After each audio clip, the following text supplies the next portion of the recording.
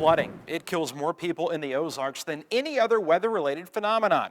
And for one girl, she almost ended up as another statistic in a story that nearly ended in tragedy. Just stay calm, okay? It's going to be all right. It's going to be okay. And the water's getting really high now. Shoal Creek near Neosho, Missouri looks calm now. I drove this road every single day. But for Brittany Stevens, in January 2008, it was anything but.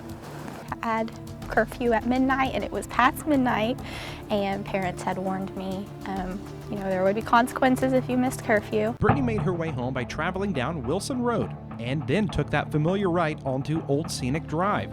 But what she was unable to realize through the darkness and the fog was that a storm the night before had caused the creek to overflow its banks, and she drove right into it. Didn't make it very far. It felt like a crash. I called my mom and I told her that I think I was in water. She had said that there was water coming in her car. I said, then get out of the car.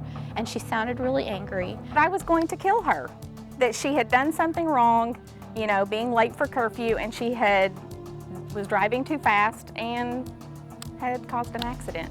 I called 911. I told them that I was in water. Newton County 911, where's your emergency? Yes, I am on Old Scenic Drive in Neosho, Missouri, and I cannot see anything, and I am in water. I was sitting like this with my feet up. That's how I was sitting. I walked out the door, and you could hear the roar of the water. I dropped down to my knees, and I said, oh my God, she's in flood water. Please, I'm scared. There's water in my car.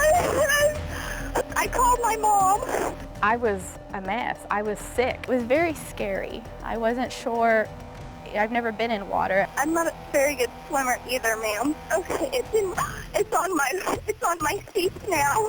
I started panicking when the water started coming in. Okay, the water's getting really high now. All we could do was, stand there and watch. I wanted to know exactly what I needed to do. Do I need to get on my car, or what do I need to do? Okay, how far are you away from the edge, from the bank? Oh my God, I have no idea. Just stay calm, okay? It's going to be all right. It's going to be okay. Felt like it was taking forever, and what ifs kept running through my mind with, what if they don't get here in time? What happens if the water comes over? Where's the water at now? It's to the electric windows.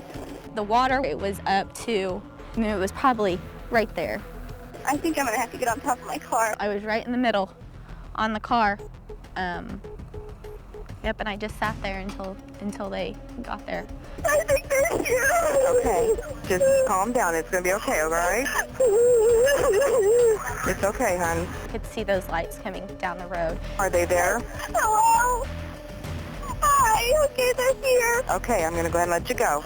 Okay, thank you, ma'am. You're welcome. Bye-bye. Bye. One of the deputies, I remember watching him thinking, oh, please hurry, please hurry. He had tied himself with a rope.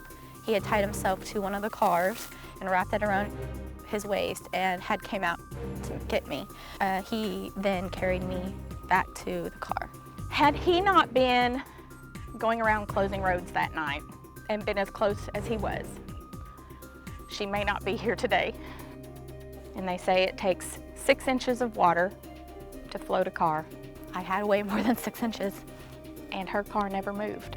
They did say that at the very back of it there was a fence post that was kind of wedged against the car, and we believe that there was a bigger hand on it than that held that car on that bridge that night for her. I definitely believe that I had God standing there with his hand on my car. Brittany did a lot of things right. She immediately rolled down her windows, unlocked her car, and called 911. These things could help save your life in this situation, but most importantly, don't panic. Try and stay calm until help arrives.